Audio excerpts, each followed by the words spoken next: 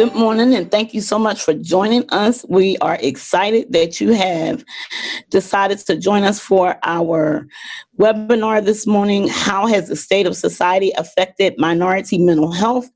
And we are excited because we have a great webinar planned for you this morning. We are going to turn over our morning to Sherry Schiffman right now, and she's going to bring some housekeeping rules to you, and then we'll hear from our visionary, our CEO, Valerie Melroy.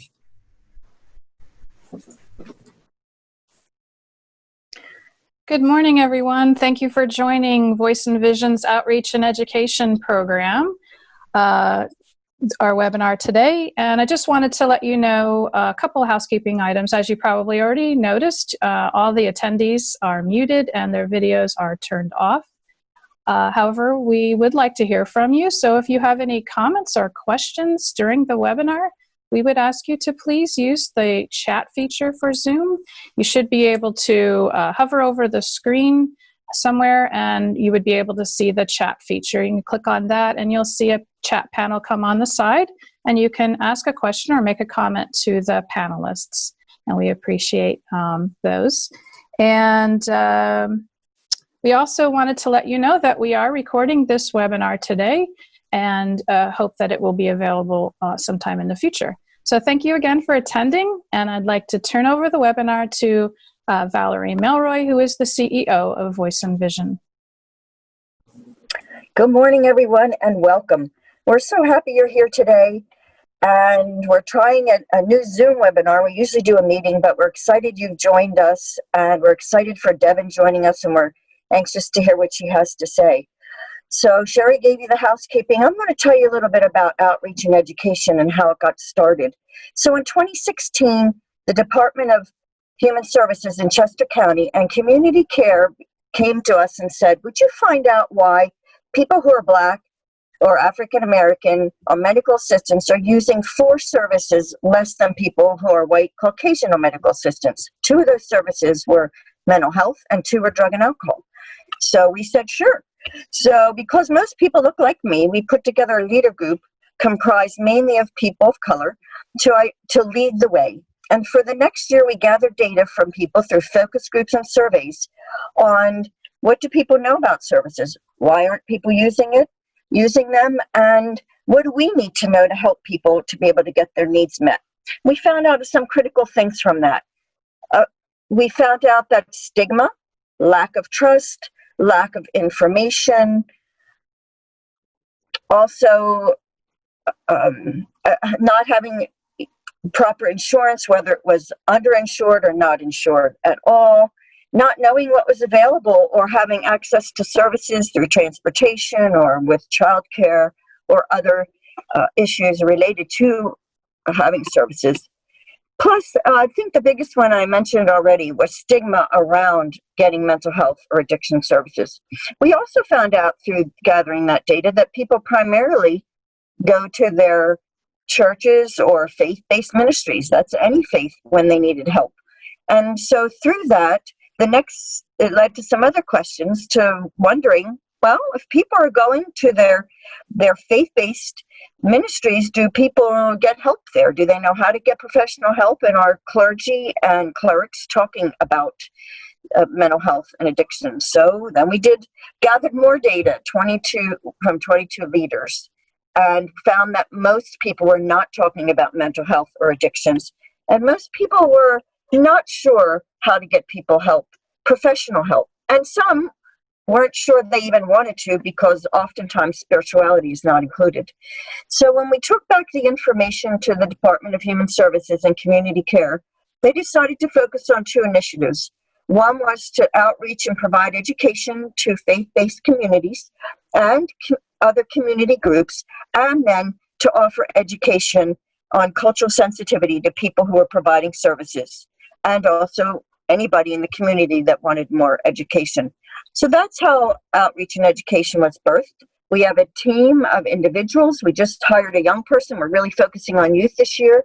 We hired an additional African-American man who has a story of recovery, who will be particularly reaching out to men. We're continuing to outreach into any faiths, as well as into communities.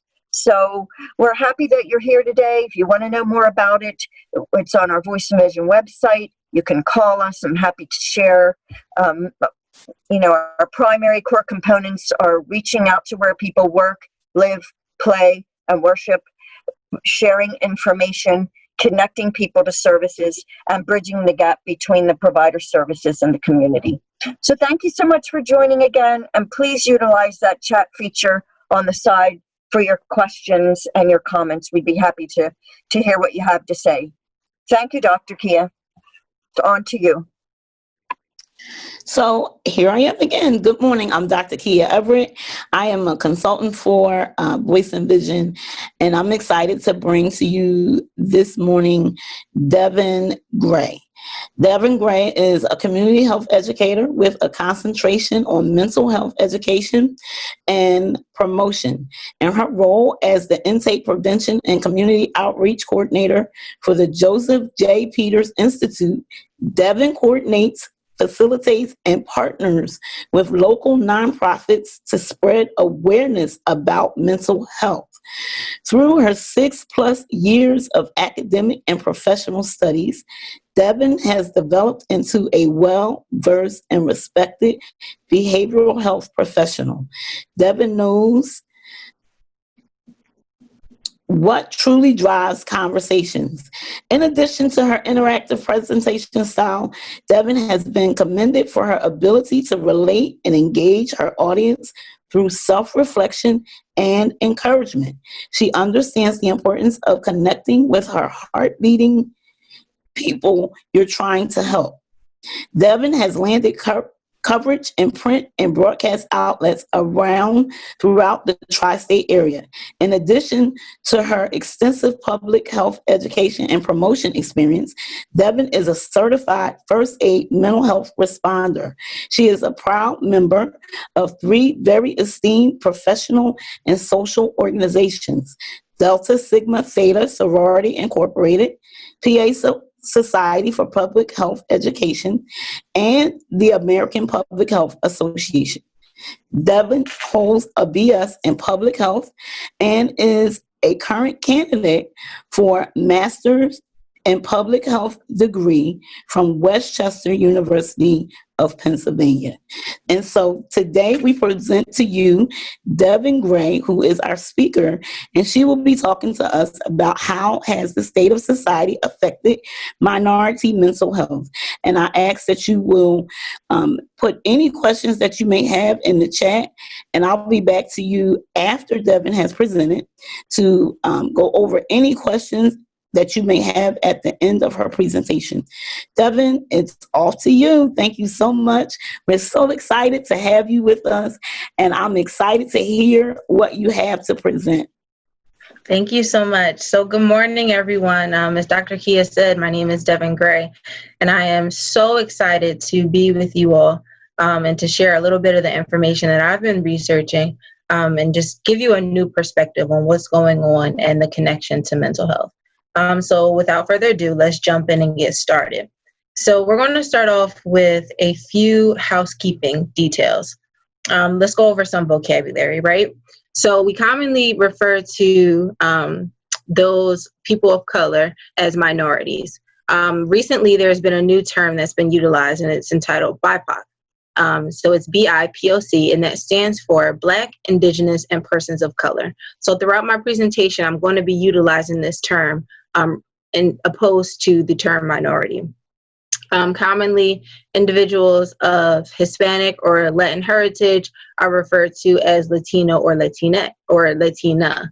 In recent times, and in former times as well, we see that that's not inclusive. So we are going to utilize the term Latinx. Just to make it a little bit easier to focus on, we're going to utilize AAPI for Asian American and Pacific Islanders. And then instead of saying committed or completed suicide, we utilize the term die by suicide because it kind of alleviates the negative connotation associated with the action. For those that may know, LGBTQIA or LGBTQ+ is a terminology that's used for those who identify as lesbian, gay, bisexual, transgender, queer, intersex, and allies. And then another thing that we're going to focus on is cultural competence. What is cultural competence? It's the ability to understand, communicate with, and effectively interact with people across different cultures. So now that you have a little bit of an idea of what we're going to talk about and the terminology that's going to be utilized, let's jump into it. So mental health disparities. What is mental health, you may ask? So according to the World Health Organization, also known as WHO, mental health is a state of well-being in which an individual realizes his or her own capabilities and can cope with normal stressors of life. They can work productively and fruitfully, and they're able to make a contribution to their community. Simply put, this is an individual's ability to utilize positive cognitive and social skills to cope with life stressors. What is a disparity, you may ask? It's a preventable difference in the burden of disease, injury, violence, or opportunity to achieve optimal health commonly experienced by socially disadvantaged populations. Simply put, disparities are gaps in attainment of optimal care due to race, gender or sexual orientation, social and economic status. So now that we know that these things exist, let's break it down into cultural groups. So we're going to start off with the AAPI group. Just some stats to throw around and give you a little bit of perspective. So 6.1% of the U.S. population identifies as Asian American or Pacific Islander. Between the years of 2008 and 2018, serious mental illness rose from 2.9% to 5.6%. And this is among young adults ages 18 to 25 years old. Over a 3-year span throughout 2015 and 2018, major depressive episodes increased from 10% to 13.6% among adolescents ages 12 through 17. So just take a minute to digest those numbers and put that into perspective. Imagine a pie chart in your mind, or imagine a bar graph. What would that look like?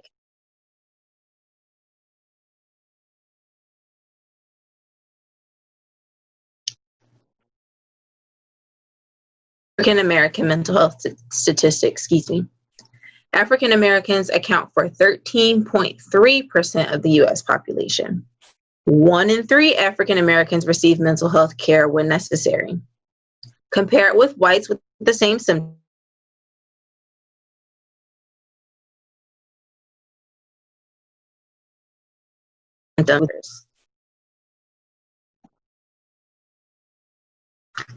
Hispanic and Latinx mental health statistics.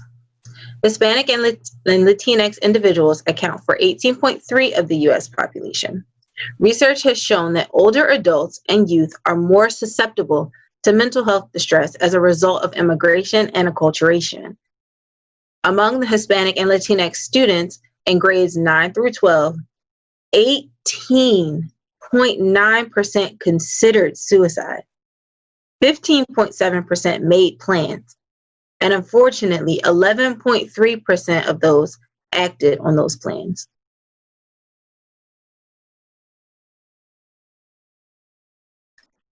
LGBTQ+.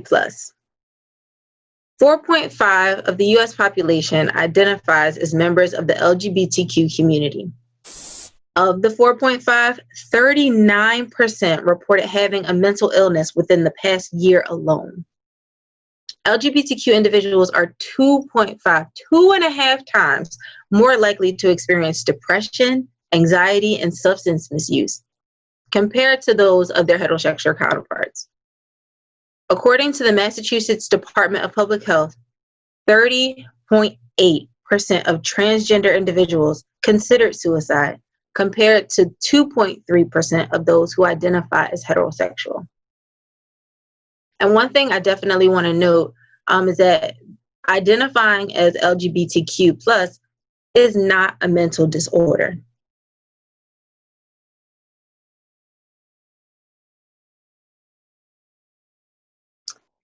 Native and Indigenous mental health statistics. So Native and Indigenous individuals account for 1.3% of the U.S. population. Native and Indigenous peoples in America reported experiencing serious psychological distress 2.5 times more frequently than the general population over a month's time. Alcohol and drugs are commonly misused at younger ages and at higher rates compared to those of other racial and ethnic groups. So now that we know that these gaps and these disparities exist, why? Let's jump into some of the barriers that are associated with these gaps. Barriers to care. So in the Asian American or Pacific Islander community, some of the barriers are foreigner stereotypes. And when I say foreigner stereotypes, questions like, where are you from? Things like that, a simple question like that can increase the sense of isolation and loneliness amongst this population. Trauma, rooted in racial discrimination and can be passed down through generations. Stigma, they're more likely to reach out to family and friends for support because there's a feeling of guilt, shame, and dishonor, and inability to speak the same language as many providers. Expectations. So within the AAPI community, there's a need to uphold a certain appearance, comparing and competing for success, and they're expected to serve as cultural and linguistic liaisons, more specifically within the families of first-generation immigrants. So that's a tough thing to live up to. Religious intolerance. When we talk about AAPI, we also look at those in Middle Eastern communities. And so Muslim Americans and Sikhs are often targeted and discriminated against due to Islamophobia and thought of criminal status. So when we look at the gaps and the health disparities, these are just some of the things that brush the surface that contribute to why this population is experiencing some of the mental health concerns that they are experiencing. Black and African American barriers.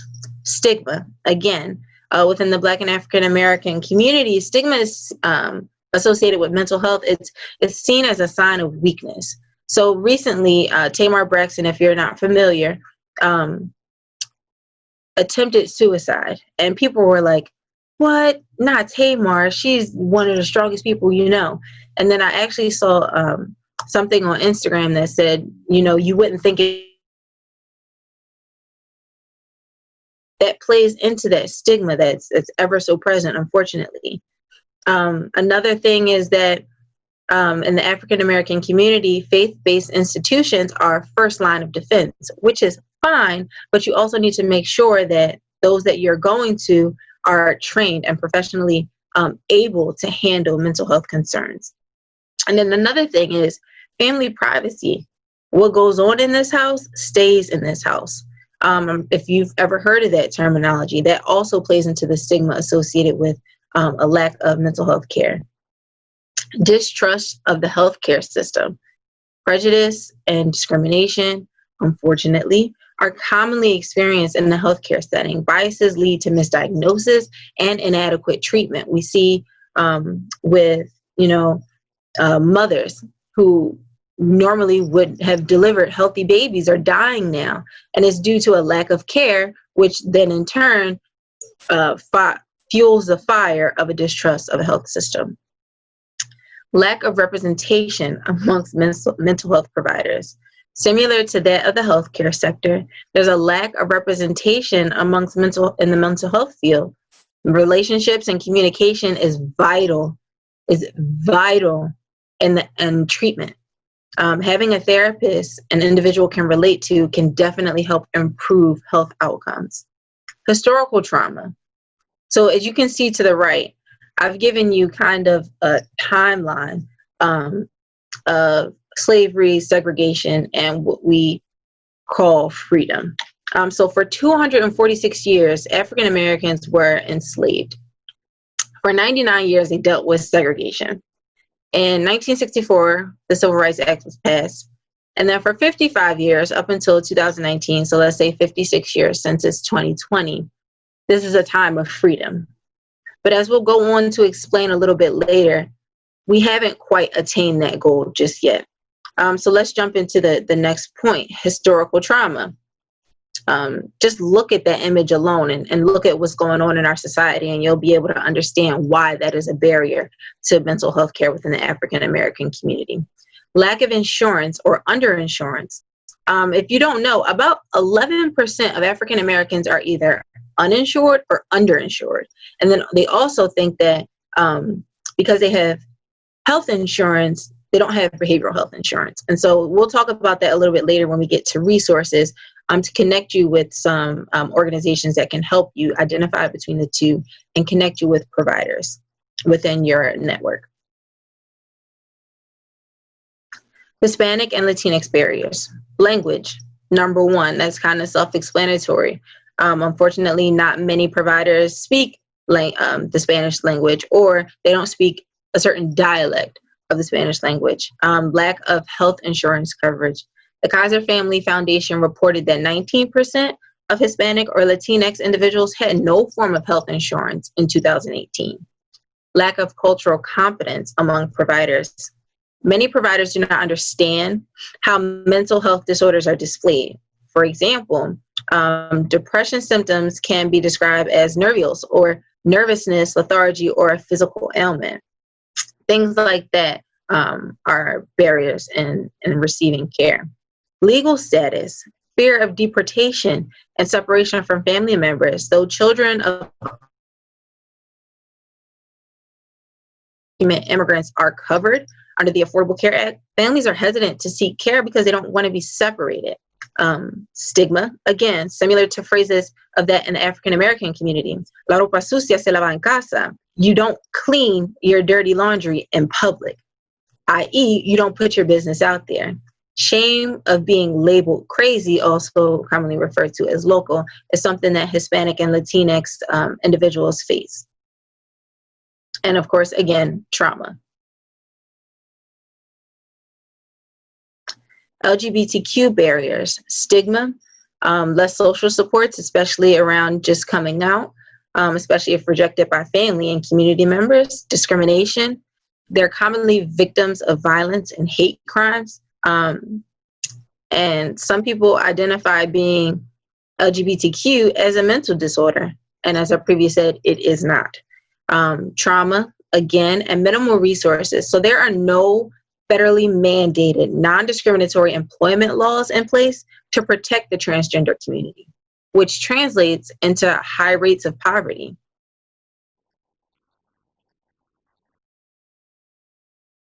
Native and Indigenous barriers. So there's economic barriers. Native groups have the highest poverty rate of any race or ethnic group, it stands at 26.6%. Most are covered through Medicaid, but many lack health insurance. About 21% lack health insurance. Lack of awareness. Cultural practices encourage traditional healing systems as a first line of defense. The balance of the body, mind, and spirit. Lack of cultural competence. Many providers have not had the opportunity to learn from Native and Indigenous communities. And so that perpetrates the culture of lack of cultural competence. Mistrust of healthcare providers, rooted in historical context, not exactly similar to those of African Americans, but definitely, the beginning of the Americas. Historical trauma, intergenerational historical trauma, massacres, traditions and cultures lost, fighting till this day for what is theirs, and those on reservations that are forced to work with limited resources. So one common word that you're going to hear over and over again is trauma. What is trauma? Trauma, psychological trauma is defined as an emotional response to a tragic accident or disaster. And that's the definition from the American Psychological Association. So after an event has occurred, the individual may experience unpredictable emotions, flashbacks, physiological symptoms, and social strains. Diagnoses are common with trauma are traumatic stress and post-traumatic stress disorder, commonly referred to as PTSD. So some of the symptoms associated are nightmares or sleep disturbance, irritability and increased anger, intrusive memory, thoughts, and cognitive distortions. Cognitive distortions are thoughts in your mind that, aren't really real in reality, but given the traumatic context of what's going on, you're thinking these things. So for example, if I have a student who experienced domestic violence within their home and the individual that was the perpetrator was locked up, but in their mind they're thinking they're going to come get me, they're going to come and get me. That's a cognitive distortion, though the reality is they're not able to reach you because they're incarcerated. Social withdrawal and avoidance, hypervigilance, psychological symptoms like racing heart, nausea, sweating, vomiting, headaches, and stomach aches, some similar symptoms of panic attacks. Trauma also has long-term effects. It can result in obesity, respiratory difficulties, poor academic performance in children, higher probability of educational dropout, increased likelihood of incarceration, drug and alcohol abuse, unemployment, chronic medical and mental illnesses. So now that we know that these things are in place, we know that there are health disparities within certain communities, we know the barriers, we know the trauma that's rooted in these issues. Now let's talk about current events and how this is already bad enough, but let's slap some other stuff on top of it. So we're going to go into some current events. So here's a quick and unfortunate synopsis of 2020. The United States has experienced a lot of adversity throughout the first 7 months of this year alone. And I'm only going to cover 6 months because we're not finished July. So let's do a quick recap. January 2020, tensions between Iran and the U.S. increases.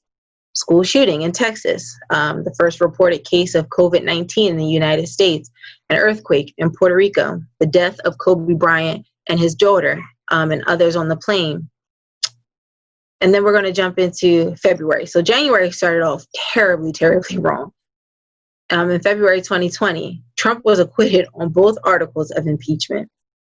There was a mass shooting in Milwaukee, the murder of Ahmaud Arbery. In March of 2020, as of March 4th, there were 129 reported cases of COVID-19. There was a state of emergency enacted on March 13th. And also the murder of Breonna Taylor. April 2020, rampant spreading of COVID-19 across the country. 1,800 reported fatalities as of April 8th. Starting April 13th, various states in the U.S. were hit by tornadoes and severe thunderstorms. So on top of this pandemic we're dealing with, we have natural disasters that are going on. Let's jump into May. Continuation of COVID-19 spread. We have murder hornets now. The murder of George Floyd, Black Lives Matter protests, rioting, earthquakes in Nevada and Puerto Rico, and then the Michigan dam burst. In June of 2020, the continuation of Black Lives Matter's protests, shootings at Capitol Hill protests, the death of Elijah McClain, which actually occurred in August of 2019, August 24th of 2019 comes to light. And then there is wildfires in Utah and Arizona.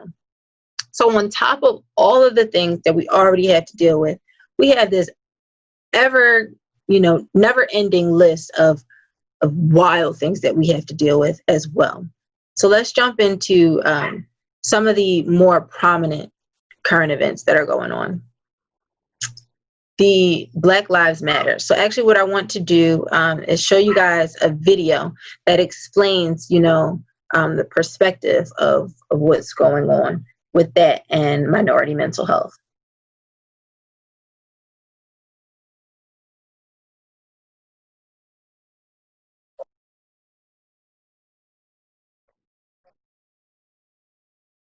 When it can be really overwhelming because you're so young and you're just getting all this information and so many people don't want you to win. It really is so upsetting and it's so just, I hate it,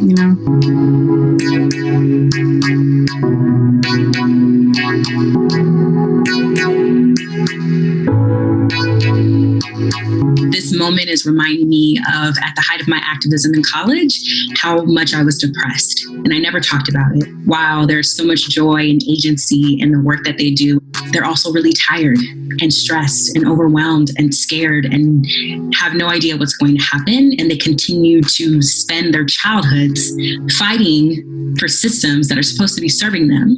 Naomi and Emily are a part of a youth social justice group in Detroit. I talked to them about racism and the racial trauma that comes along with the type of work they do. I'm Nicole Ellis, and this is The New Normal. What does it mean to feel or be traumatized by what's going on? Like, how does that manifest itself? I overwork.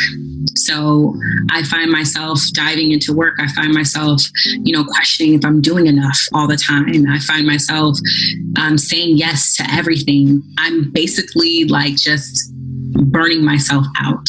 I am very, very self-critical. I usually feel like I'm not doing enough. We could look at past movements and see how much our freedom fighters did not stop, right? And they pushed and pushed until they died. I might be 20 on the outside. God knows what my insides are looking like at this point because, honey, I don't know. I think it's at least 38. As social justice advocates, Emily and Naomi are used to dealing with race and racism head-on a daily basis. But watching George Floyd's death is creating similar feelings of trauma and anxiety for Black people all over America and the world. And that's because Black people deal with racism in seemingly small and big ways every single day. Whether it's somebody crossing the street because they see you coming, or somebody at the office wanting to touch your hair, or one of your classmates making you the de facto Black History Month ambassador because you're the only Black kid in class. It is exhausting, and that takes just a little bit out of us each and every day. And we might not characterize that as trauma per se, but it is something that psychologically is very taxing at best. The Black community, we're experiencing an overload of trauma right now. So what are some at-home steps can we take to lessen the impact of our trauma? With the help of Dr.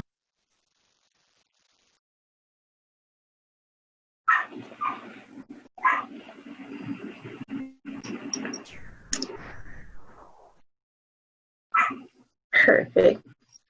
So that just gives you a little bit of a different perspective on the Black Lives Matters movement and the fight for racial equity on Black mental health. We're tired, and I say we are because I identify as an African American woman. It's hard. It's even hard. It was hard for me to create this presentation because, number one, do I not only have to research this information, but I also have to dig into my own personal experiences and make sure that, I'm sharing the correct information, but maintaining my mental health and maintaining my composure throughout this whole thing, because it can and it does invoke some feelings of anger and resentment. So that's just a little bit of a perspective on African American mental health with, that current climate. So something that has been going on, and it's not really current, but it's unfortunately ongoing, the ICE raids and detention centers. And so many of us have or may have not heard about, what's going on with ICE and detention centers. And so I read an article from Renuka Rassam, who is an author for Political Magazine, and she noted that 15 out of the 20 cells in a California detention center had nooses made of bed sheets in them. So if someone doesn't know, a noose is commonly used for strangulation and, used in suicide attempts.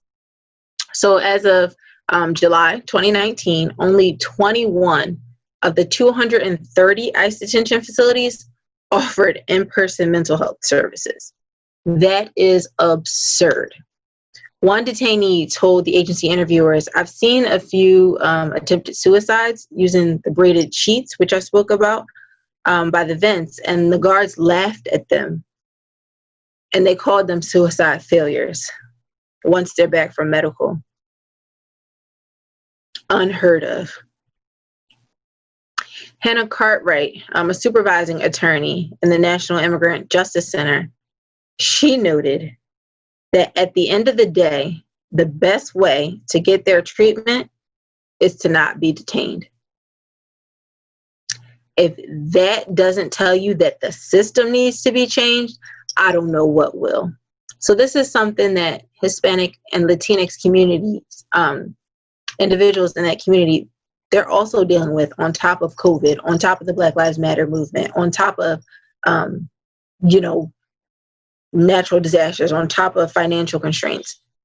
These are the things that are going on that unfortunately feed the fire of, mental health disparities within that community.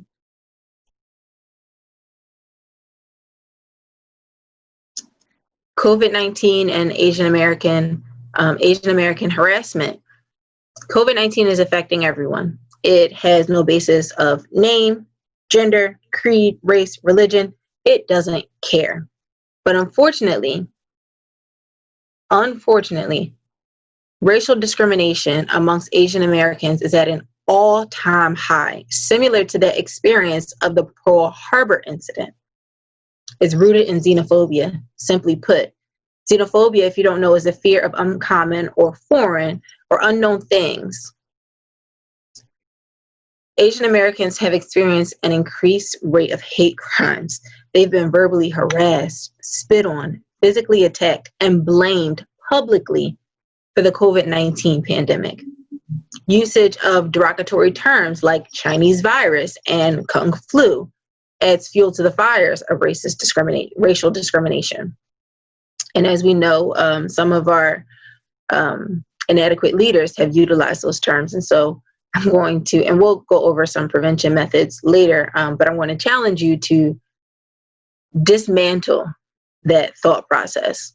There is no one race that is responsible for a global pandemic, and we should not treat them accordingly.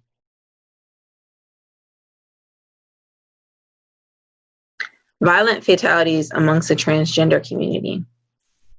So in the 7 months of 2020 alone, there have been 22 transgender individuals that have been murdered.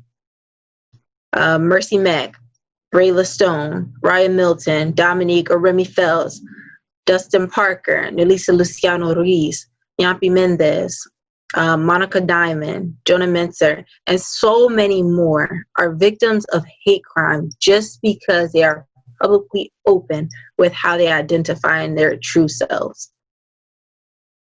So if we know that these people are being killed for just being themselves, imagine how those who identify as transgender but are not publicly open about it feel. Imagine the fear that's instilled in them.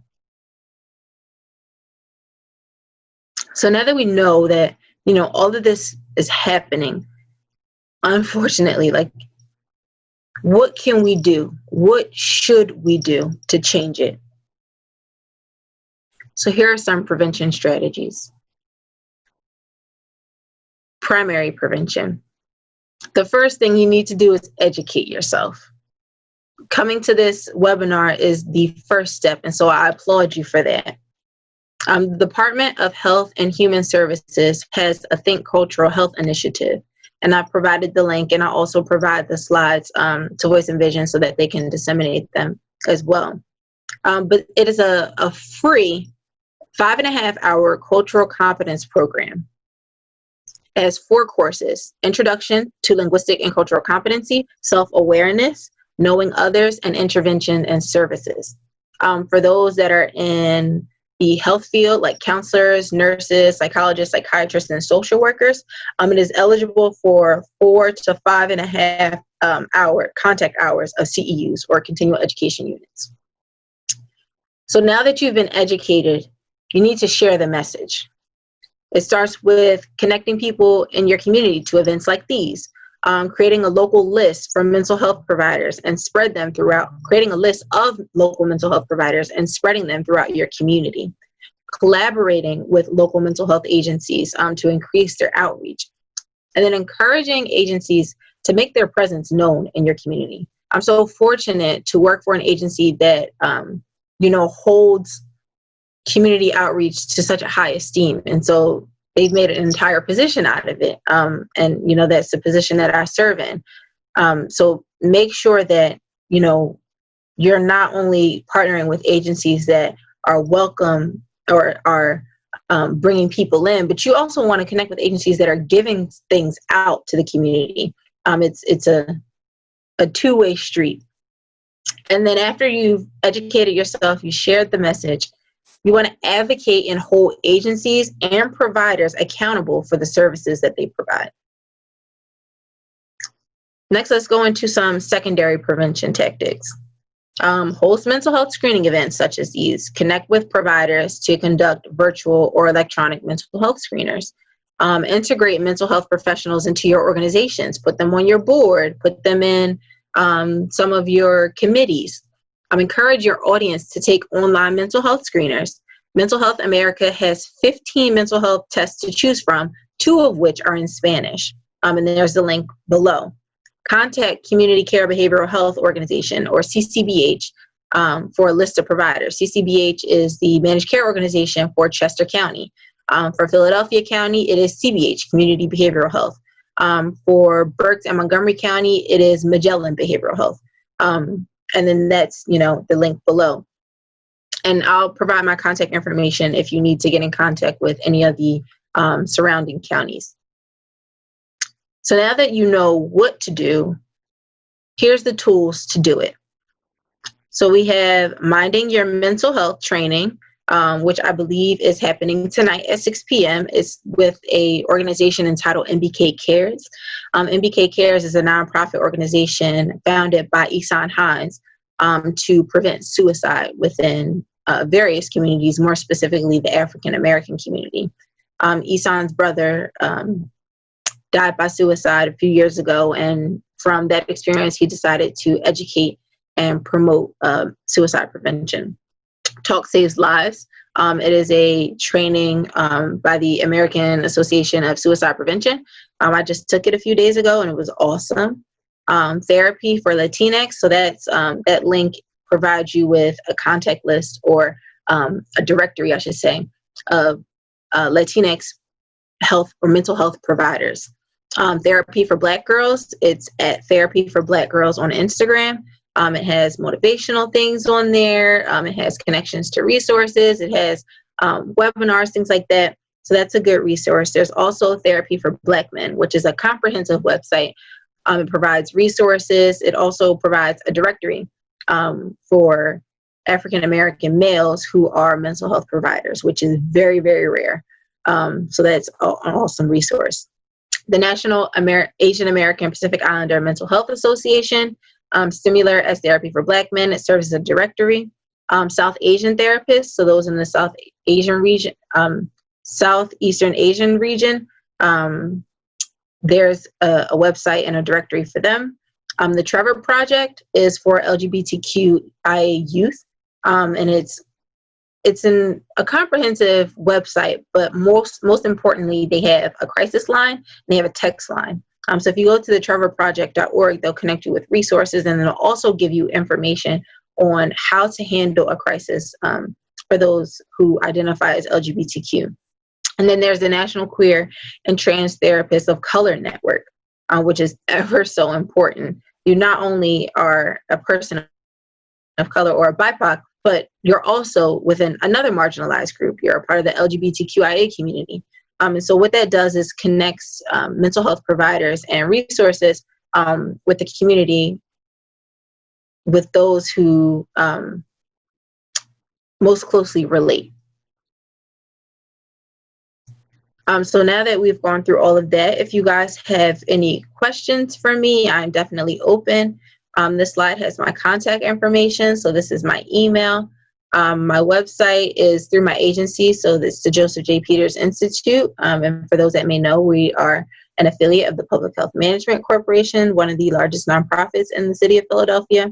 And here are our social media accounts. And I provided those because I manage those accounts. So if you ever need to, connect with any resources or are interested in hearing about our events or wanted to, contact me directly, if you can't contact me via email, I'll be able to answer you that way. Thank you so much, Devin. I hope everyone enjoyed that presentation. I surely did. It was so informative, and you gave a lot of great information. Are there any questions? I was constantly going to the chat. I did see one person, actually, as soon as I saw his question, it was Mark. He said, do Asians fit into the conversation? And as soon as I read his question, you talked about Asians and the pandemic. So we want to go to, let me see, question. Donna asked, can we get copies of the presentation?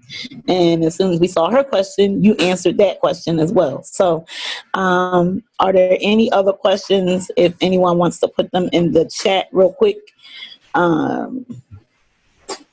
Donna said, are there any resources for children with mental health issues and the parent and families who are struggling dealing with this issue, especially now? Absolutely. So what I would recommend is that you reach out to a local mental health provider. It all depends on what the situation is. If the situation is rooted in trauma, you can ask them for an evidence-based practice entitled TFCBT, Trauma-Focused Cognitive Behavioral Health Therapy, that, has a component with parent or parental guardian and the student and the child. Okay. And if I can jump in there too, Donna, this is Valerie. Can you hear me? Because I can't. Can you hear me? Yes, we can hear you, Valerie. Okay, great. So Donna, there are a lot of resources in Chester County, and we can certainly refer you. If you're not in Chester County, we can also refer you. The first thing always to do is look in the back of your insurance card or your child's insurance card. There should be a number there for behavioral health care if you have insurance. But we can help you walk through that, as we have part of Outreach and Education's job is to connect people to resources. So if you need our phone number or assistance with calling or the questions that you might want to know to ask, we can certainly help you with that. We have family members that can walk beside you till you get the help that you need. Donna said, can you please send phone contact information? Mia said she wanted to thank us for the important presentation. Mark said, available to help communicate between York, Dentio, and ICE and family. Dolph wanted to, thanks for all of the hard work you put into this. He said, but are there questions? I guess he wanted to know if there are questions he should be asking.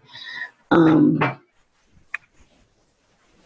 would, if you're not sure where to start, I would start with self-reflection, right? So what may I be missing based off of this presentation?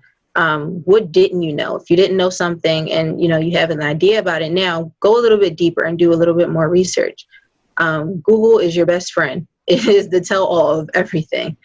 So I would definitely recommend that. And then from there, you'll be able to gain a little bit more insight on where you should go next, what the questions are you should be asking, and then, how to start your advocacy from there. In regards to... Okay, so Mark was saying he can help between York Detention Center. Awesome.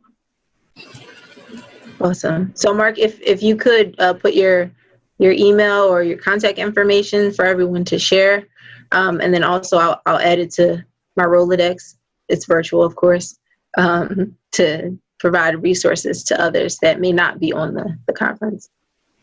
Valerie, your video is not on. I'm sorry. Oh yes, you know what? I had the little thing. I turned on video, but didn't have the little thing on. So thank you for that, Dr. Kia. I was also wondering. Any other questions or comments? Newana said presentation was great.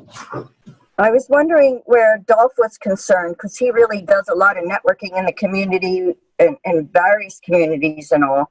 And I'm thinking, I don't know, but for Devin, how do you start a conversation? A lot of people that may be white or Caucasian or identify as such, or let's say with LGBTQI, with people that are in churches and may have different ideas. Like, how do you start a conversation and be respectful?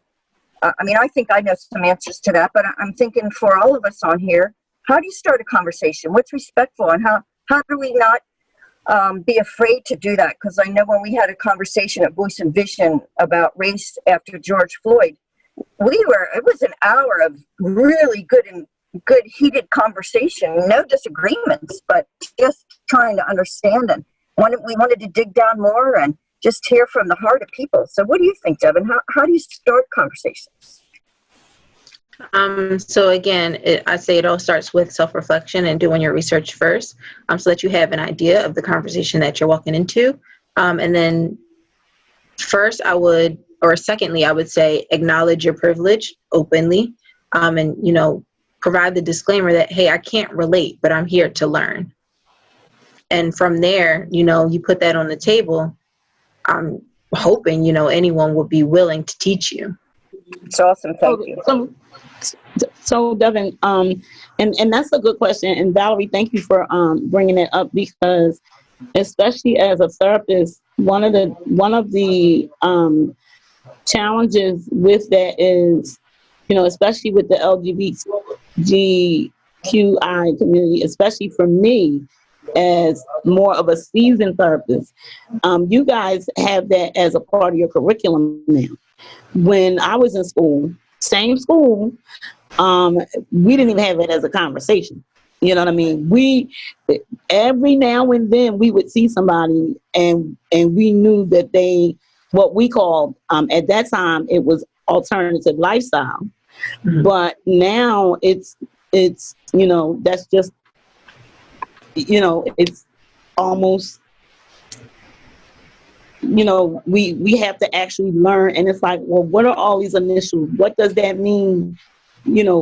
And now just in the work, I find myself basically like a fish out of water. So what I've done, because I said, I'm not going back to school. I'm all for that. So I found myself saying, okay, I'm just going to get millennials. And even, with working with Valerie, I'm saying, listen, we got to get some millennials on this team, because, unless somebody's going back to school, we just don't know what all of this means. And we can't, we're setting ourselves up for a big lawsuit if we don't know how to approach this population. And, one wrong thing, we can be in a lot of trouble, because what do all of these initials mean? And every time you turn around, they're adding more initials to this. And it's like, okay, so now what does this one mean? And even though I know that I'm a good therapist, but when it comes to this population, I'm totally lost. And it's and every time I think I have it, then I hear there's another group added. And I'm saying, okay, so now what does that mean? Mm-hmm. And where it's a part of you guys' curriculum now, I'm like, I give up. Like, what's going on? So how do we merge that? So I would definitely say learning is a process, right? And so with your licensure, you're required to do continual education units. So take advantage of that. Instead of doing something that you're already knowledgeable about, step out of your comfort zone. One thing I would not recommend is contacting someone that identifies as LGBTQIA. Just because that's their lifestyle doesn't mean that, they know everything about it. Similar for me. I don't know everything about, the cultures that I spoke about today, but what I did is I researched. I got on PubMed and I looked at some articles, looked at some periodicals, things like that. So I would definitely say that in order to maintain your status as a well-versed and well-respected therapist, you're going to have to continue to keep learning. You're going to have to push yourself out of your comfort zone. And if you don't learn something, or if you don't know something, see that as an opportunity to expand your expertise. That's great, Devin. Thank you. Also, Our outreach and education program is really about the getting mental health and substance use disorder information, recovery, connection for people and with people. And so I so appreciate a lot of the statistics that you gave in the beginning, although they're so disheartening, really, when you recognize how many people aren't getting the help they need and how sad it is. So we absolutely need to increase that. We're taking out information. We're doing this webinar. Thank you. You were excellent today. We're so happy that you joined us. It really, I learn every time I hear from someone. It's just amazing. I'm a forever student and just learned a lot today. Thank you. And for us to bring mental health education, which is sometimes a very taboo subject, as well as addictions education or substance use, whatever, we're focusing on churches and faith-based ministries of any faith, as well as community areas. Are there certain keys that you have besides actually, we go in and we ask questions. We don't go in assuming anything. We don't know.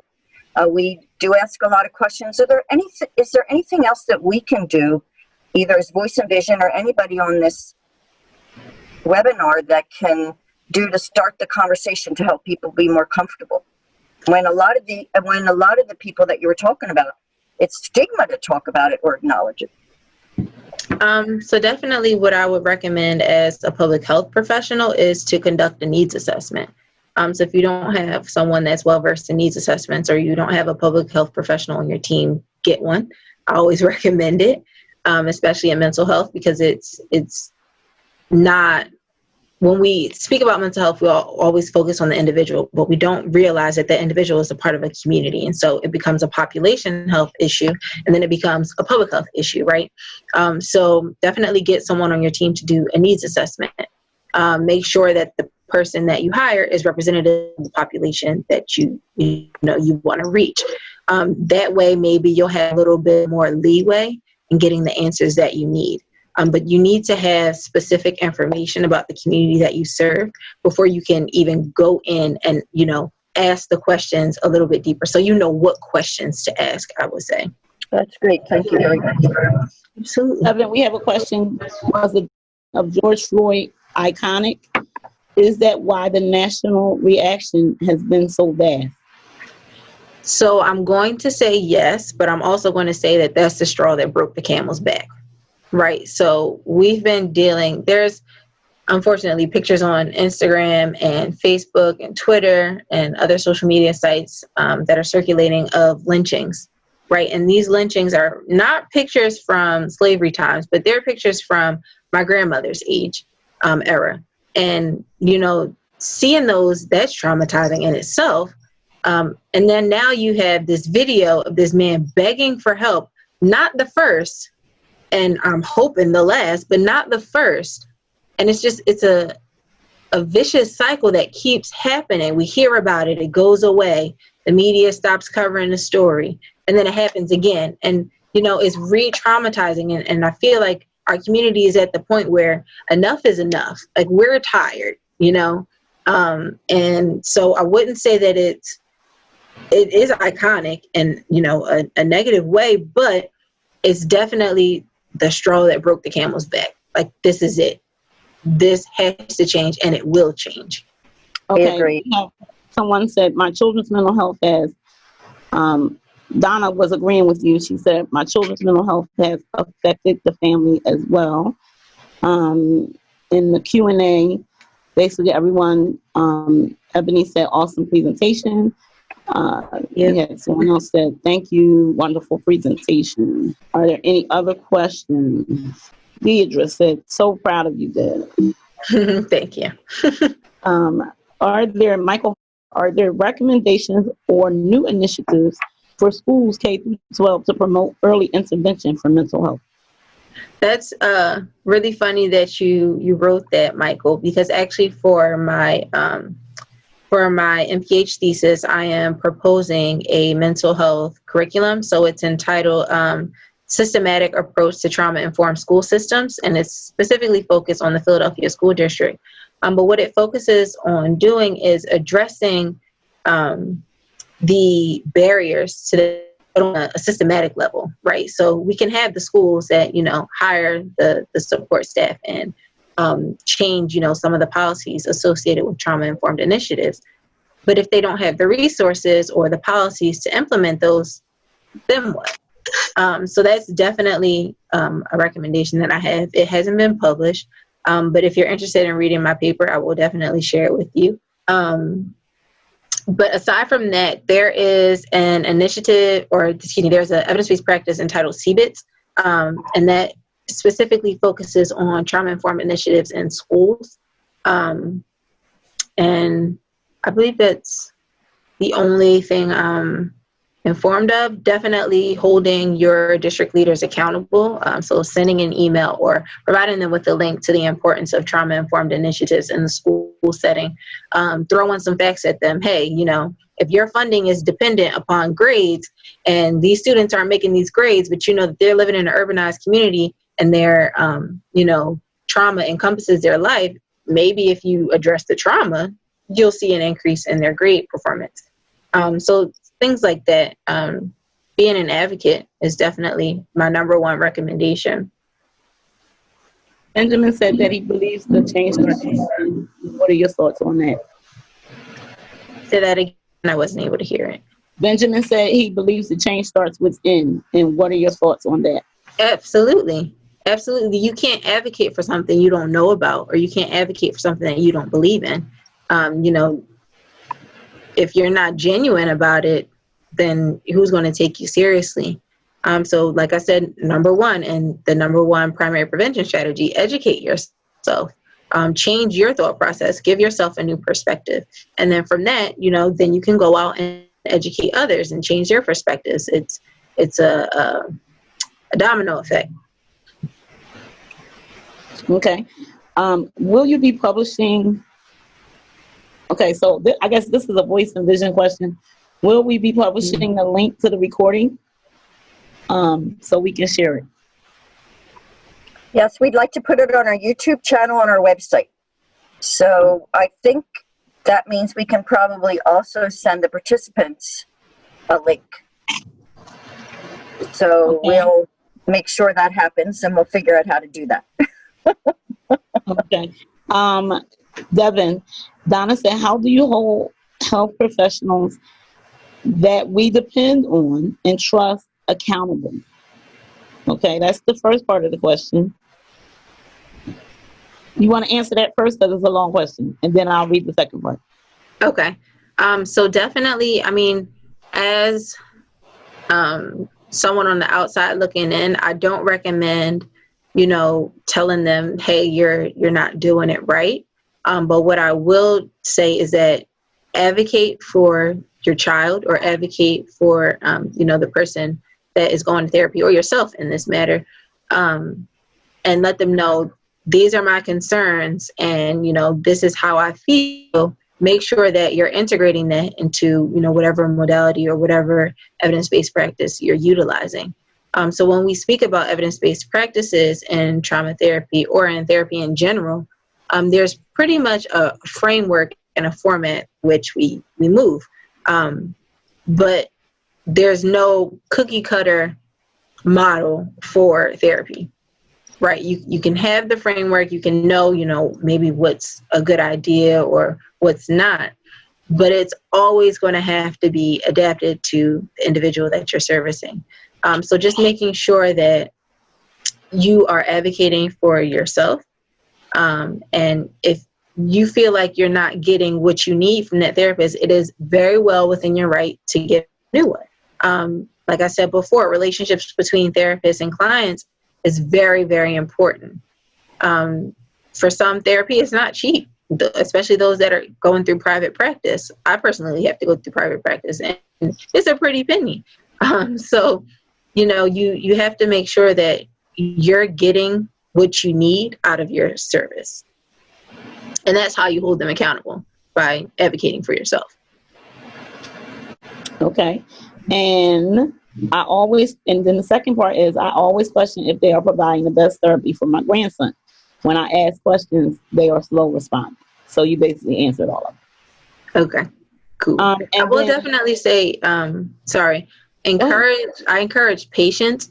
Within our organization, most of our therapists have a caseload of 25. So they're dealing with 25 different traumas, 25 different experiences, 25 different levels of care. And they're trying to be attentive and provide the case management services, the therapeutic services, the resources, the connections to everyone. So I would just say, if you can't reach out to them, via email or in person, or if they're not giving you the answers that you need in that moment, I would definitely challenge you to seek them on your own and bring them to them and then let them answer it that way. That's my only other recommendation. To also answer Donna, one of the things, as I was doing behavior specialist work, dealing with a lot of cases with trauma. And one of the things I used to tell parents all the time is you are your child's best advocate. So, a lot of times parents would ask that question about holding the professionals accountable. But part of the team, you basically, as the parent, the caregiver, are the most intricate part of the team. And the reason I say that is because if you see something that is not being done or that needs to be done or that could be done better, the insurance companies, and I have seen it happen. I was a behavior specialist for 16 plus years. Insurance companies will actually deny cases if they think parents are not as active in the process or caregivers are not as active in the process as they think they should be. And so a lot of times, the parents or the caregivers or the grandparents or whoever's taking care of the child would actually blame the professionals when really it's not the professionals, it's the insurance companies, because they felt like the parents or the caregivers were not as actively participating as they could have. And they felt like for us to advocate for the child to get the services, it was self-serving. And why did they feel it was self-serving? They thought we were advocating because we were trying to keep our jobs. And so they were not going to approve the services because they felt like we just wanted to keep our jobs so we could stay working. And a lot of times it wasn't necessarily us, but we were advocating because we didn't want the parents to feel like we weren't doing our jobs. And so we were actually the ones that were caught in the middle. And so it's really an insurance game. And so what I would tell the parents is, get on the bullhorn, let your voice be heard. Give them, because we're not there when the kids are at night and you're trying to put them to sleep and they're running from you and they're doing all of the things. We only see those children 2 hours, if that, out the week. So you are your child's best advocate. You see them at their worst. And so give the worst case scenario and let the insurance companies hear what you really are dealing with. So a lot of times the parents are thinking it's the professionals when really it's an insurance game. And so I used to tell my parents that now, a lot of times I would give them more information than I probably needed to give them, but I would give them that because I wanted the kids to get the services. I wanted the parents to get the help. But you are your child's best advocate. Advocate for your child. It's not, a lot of times, it's not the professionals. It's the insurance companies. So advocate, advocate, advocate.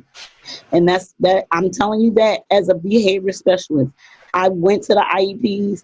I went to CBH. I sat in a lot of CBH meetings. It's the insurance companies, and they will deny the services if you, the parent, don't show up. Okay, so that's what we can say about that. I'd like to add one thing to that too. We find that parents find the most help when they meet another parent who has walked in their shoes. So there's National Alliance on Mental Illness. There's all types of parent organizations out, family organizations, providers that have some family peer support and or have some individuals that have gone through system services, and we find that peer support really helps. Voice and Vision has created a guide called Help and Hope, And it's from families who have walked the walk, with 26 chapters of how to get help for your children. We're on our second guide now that's focused on substance use disorders and how to get help, prevention and education and so forth. That'll be coming out in August. So, and the Outreach and Education Program Department, Chester County Department of Human Services, as well as Bucks County, are two of the sponsors of that. So again, we checking in or connecting to other parents is paramount if you can. And we can also help you connect to other parents to help you walk the walk. They want to say, yes, I brought mental health concerns to my school, and we've had a trainer come in to talk about mental health of students and teachers last year. Christine, is there an opportunity to create a forum and work through a process of educating the parents, caregivers on the importance of following through on engagement and the impact it has on insurance provision? So Valerie basically just answered that. Christine, let me know if what Valerie has said, what we all said has not answered your question, if you need more information. Dee said, thank you for that information. Great insight. Can I say one more thing, Dr. Kia? Voice and Vision will be creating webinars specifically for parents of children who are accessing mental health, behavioral health services. So look for that in the future. It's not going to be tomorrow, but that's one of the goals that we have. We've been working on family engagement and looking at data around family engagement for more than 5 years. And in Bucks, Chester, and Delaware counties, primarily Bucks, really diving in there. Also looking in Chester County, and we started in Delaware County. So we have a lot of data around that. And we have the Family Advocacy Clinic in Delaware County, who also serves Chester County. And that you heard from Michael Harper. He's the director of that. And he's the director of advocacy at Voice and Vision. So we hope to be providing webinars for parents and caregivers. You know, the family is as someone defines family. So again, it may not be a traditional family, but we will be coming out with that. Okay, Benjamin said we must do that as Black people. As we petition for Black Lives Matter, we must also grow to value our own lives. What is your view, Devin? So when I read that question, I'm going to tell you how I interpreted it. So I'm assuming that you're referencing the social construct of Black on Black crime. And so what I will say is that I don't believe that that is a thing. It is a construct that's been placed on our community. But what I will say is that it definitely starts with us. We need to love and appreciate ourselves, and before we can expect others to love and appreciate us. Not saying that they shouldn't be doing it on their own, because it's everyone's God-given, natural-born right. You should treat people how you would like to be treated. But when it comes to addressing our community, specifically, I say that adversity is rooted in poverty and lack of resources. So before you can, change some of the violence that's experienced in our community, you got to change the systems that service it. So if, this person is looking for a way to feed their family, they're going to go to the first best thing. And if the first best thing is something that's violent and, not in society's best interest, they're not thinking about that. They're thinking about, how am I going to feed my family? And so what I definitely say is, yes, we need to love and appreciate ourselves, and we need to hold each other accountable and put ourselves up. But while we're doing that, it's a two-part job. We need to make sure that these systems are eradicated and that they need to be modified. And, it was built, honestly, on some pretty bad things. I'll put it that way. So tearing down those systems and definitely building them back up, but not in the same structure. All right. So do we have any other questions before we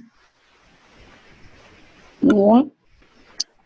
I think this was awesome, and we had some awesome questions.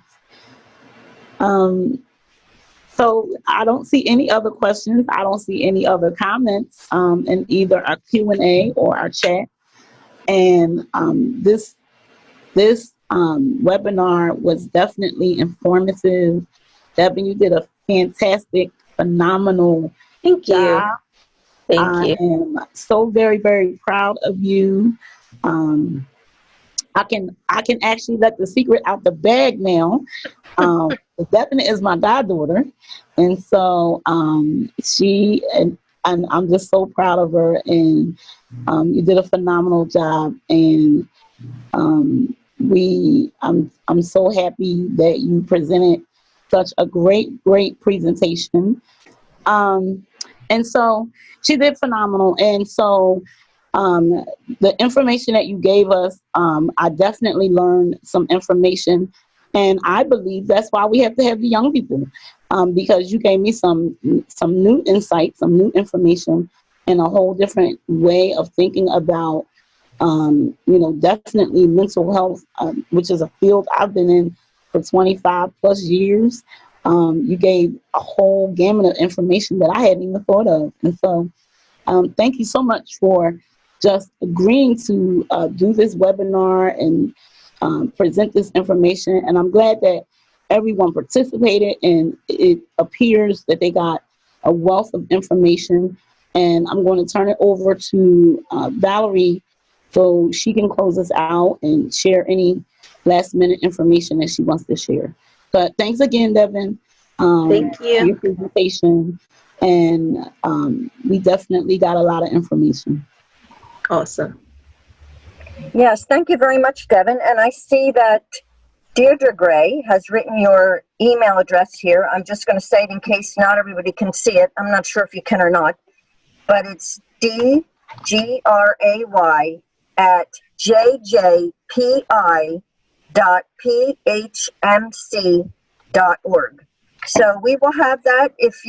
I know, Devin, you had it in your slides, right? Mm-hmm. So when we forward the slides, you'll see that there too. But in case, we're going to figure out how to do that really quickly. So in case you need that, hopefully you heard that. Devin, thank you so much. No problem. You were very informative, plus being a person that's younger. And, we really love hanging out with youth to really hear another perspective. So thank you for that. And starting the youth outreach, actually next week, we really hope that we can reach out to you with your wealth of knowledge and thank you. See how you might be involved. But Voice and Vision very much thanks you. We have done Zoom meetings and some training through Zoom. We will continue every 2 weeks, every month, we have a Zoom meeting. This is our actual first Zoom webinar. So Devin, congratulations for being our first speaker on our Zoom webinar.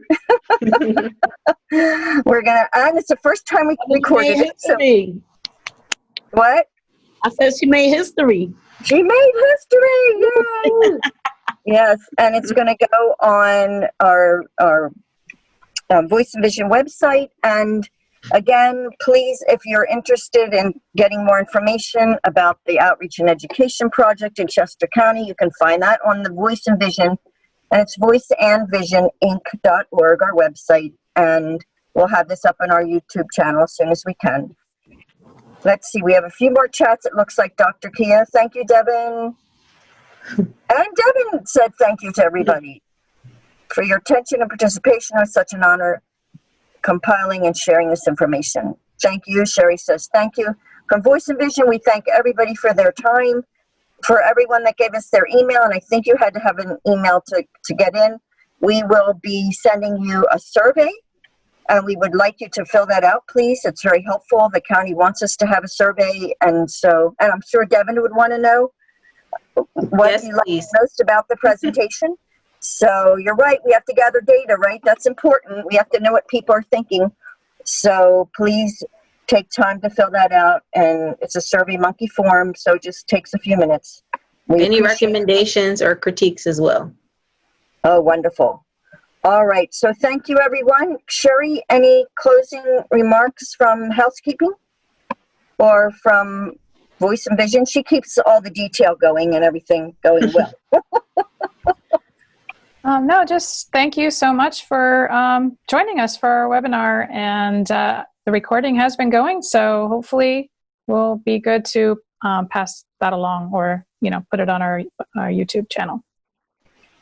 Thank you, everyone. Thank you, everyone. Have a good Bye. one. Signing off now.